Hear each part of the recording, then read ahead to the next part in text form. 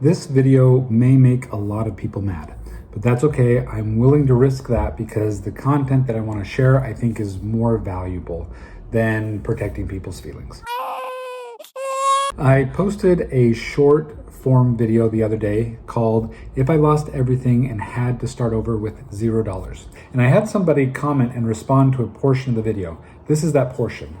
If for some reason I were to lose all of my properties and I had to start over today with $0, this is exactly what I would do. First, I would need to stabilize, meaning that I would lower all of my expenses to the bare minimum, and then I would find a job that would help me pay for that bare minimum lifestyle.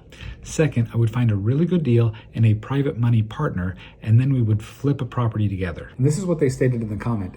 You make it sound like it's as easy as just looking up someone and not already having those solid connections. How would you start over with 0 of your current network, connections, etc., and with mid to below average credit score? This is more so the average person. Well, I think that you're probably right. That is the average person. And so it's going to be hard to be successful if you are the average person, just to be honest with you. In order to be successful, you have to be above average, because the majority of people, I wouldn't say, are super successful when it comes to business and finances. So in order to be good at that, you have to be above average. And so let me explain what I mean by that. In order to have above average credit, you need to keep your promises. If you get a credit card, if you get a loan, and if you are consistent in paying those loans and keeping those promises, your credit score over time is going to go up.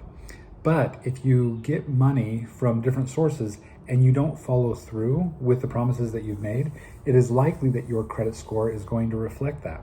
So the first thing that you want to do before you ever go and borrow money from somebody is have good habits of paying back that money. Because if you don't, and you start borrowing money from people, it is likely that your habits aren't going to suddenly change, and now you are great at paying money back on time. So that would be one of the top things that I would suggest you do at the beginning. Make sure that you're able to pay your bills on time, because again, if you don't, then your credibility is going to go way down the tube, and then it's going to be really hard for people to trust you to give you the amount of money that real estate requires in order to be able to do deals. So I just wanted to get that out of the way and express the importance of being able to pay your bills on time and developing credibility with your creditors and with other people. So with that being said, now the big question is, how do you find people that are willing to lend you money? Well, what I would say is it starts with credibility. If you have wins, it's easier for people to look at you and say, hey, you're winning, I want to jump on that train. Or in other words, like if you think about sport teams and you start seeing a team that, at the very beginning of the year, they're all kind of equal because, nobody has a good record at the beginning of the year. And then after, a week or two, you start to see people that are winning consistently and people that are not. Sometimes it's really fun to, jump on board of a team that just seems like they're killing it and they're doing really, really well. And you see them week after week just go and dominate their opponents. This is one of the reasons that I really enjoy watching Penn State wrestling. And if you're not a wrestler, that's fine. But Penn State has this awesome dynasty going on right now. They've won, I think, 12 out of the last 14 national championships or something like that. They're absolutely incredible. And their head coach, awesome, amazing guy. Really look up to him. But the reason I even bring them up is because it's really fun to go and say, hey, they're my team and they're winning, because I want to be associated with winners. And so do other people. People like to associate with winners. And so if you can show somebody that you are a winner, it's easier for them to want to connect their cart to your horse and, take me on this journey of winning. So one of the ways of doing that is make sure you have wins. How do you get wins? Well, connect with somebody who's a winner. As you connect with somebody who's doing deals and they're winning at those deals, and you can add value to them in one way or another, if you can bring money to the deal, then that can be one way of adding value. If you can actually help out with different trades that they have, that can bring value to the deal. If they have a problem in their system and you can go and you can help meet that problem or get that problem fixed, then that could add value to them. So as you kind of partner with them in one way or another in order to get the deal done, you get to see how the deal is done. And as you see how the deal is done, then you can kind of count that as, hey, I was part of that deal. I know, I've seen from start to finish how to get a deal done.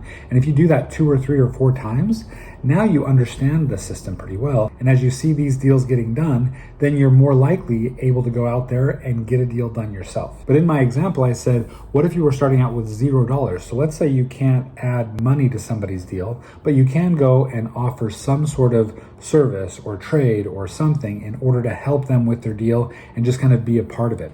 Or let's say you have somebody that you know, a friend or a family member who flips houses or is doing something like that in real estate. And you ask them, hey, is there a way that I can come and help you with this so that I can learn how to do it? That's a great place to start. You start with people that you know and ask them if there's any part of their business that they're struggling with that you may be able to step in and help out in order to contribute to what it is that they're doing. That is a great way to get started. So I just wanted to share that with you. I think that's really helpful because the question is legitimate. What do you do if you're starting out with no resources? What do you do if you're starting out with no connections, with little money, and you don't have great credit? This is a great place to start. Hopefully this video was helpful. If you find this video helpful or any of the other videos that I have, that I produce, that I share with you guys, please subscribe to the channel. My goal is to bring it up from 2,500 up to about 20,000 within the next year or two. It'd be really helpful to me if you'd be willing to subscribe or share the videos with other people. One of the reasons that I'm trying to build my channel is because I host these amazing retreats out in Costa Rica for new investors, and then I also host some masterminds for experienced investors.